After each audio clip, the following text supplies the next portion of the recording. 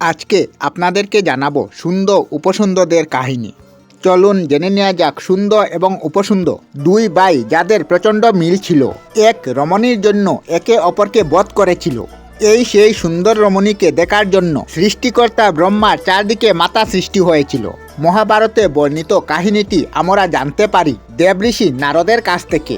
বহুকাল আগে হিরণ্যকশিপুর বংশজাত দৈত্যরাজ নিকুম্বের সুন্দর ও উপসুন্দর নামে দুই পুত্র জন্মগ্রহণ করেন। তাদের মধ্যে ভীষণ মিল ছিল।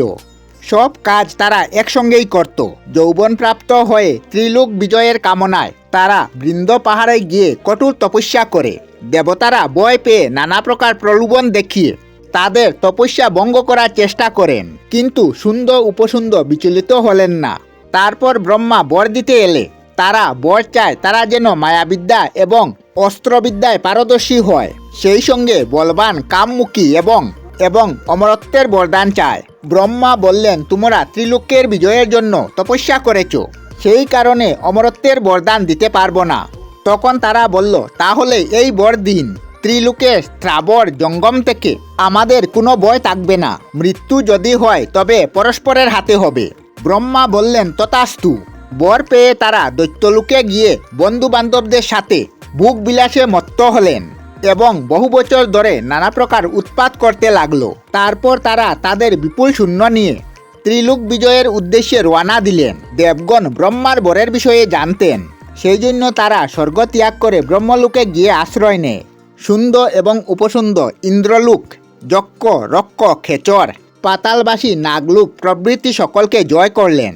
আশ্রমবাসী ও তপস্বীদের উপরেও অত্যাচার করতে লাগলেন। দেবগণ এবং মহর্ষিগণের প্রার্থনায় ব্রহ্মা বিশ্বকর্মাকে আদেশ দিলেন, তুমি এমন এক রমণীর আবির্ভাব করো যাকে সকলেই কামনা করে। বিশ্বকর্মা ত্রিলোকের জঙ্গম থেকে সকল প্রকার মনোফল উপাদান আরোহণ করে এক অতুলনীয় রূপবতী নারীর সৃষ্টি করেন।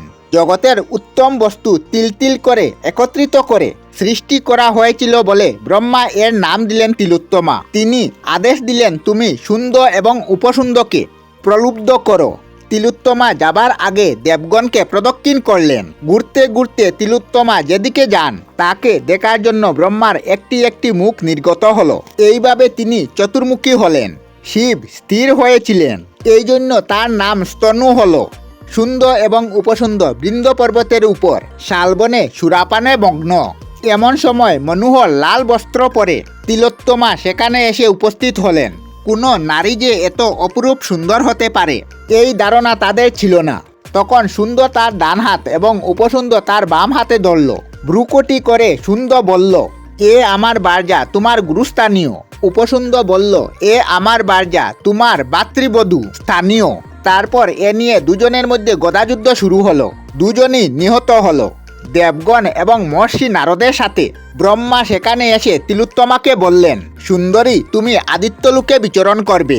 তোমার তেজের জন্য কেউ তোমাকে ভালোভাবে দেখতে পারবে না। এইভাবে এক নারীর জন্য সুন্দর এবং উপসুন্দরের বিনাশ ঘটল। আমরা আমাদের চ্যানেলে সব ধরনের ভিডিও আপলোড করি, যেমন ব্লগ, নিউজ, কুকিং ভিডিও, ধার্মিক আলোচনা ইত্যাদি। যদি আপনারা এই ধরনের ভিডিও দেখতে পছন্দ করেন তাহলে এই চ্যানেলটি নিশ্চয়ই সাবস্ক্রাইব করবেন। আমি আপনাদের সাথে বিদায়ক না, আজকের মতো বিদায় নিলাম। আর ভিডিওটি ভালো লাগে লাইক, শেয়ার ও কমেন্ট করবেন। ভিডিওটি সম্পূর্ণ দেখার জন্য অশেষ ধন্যবাদ।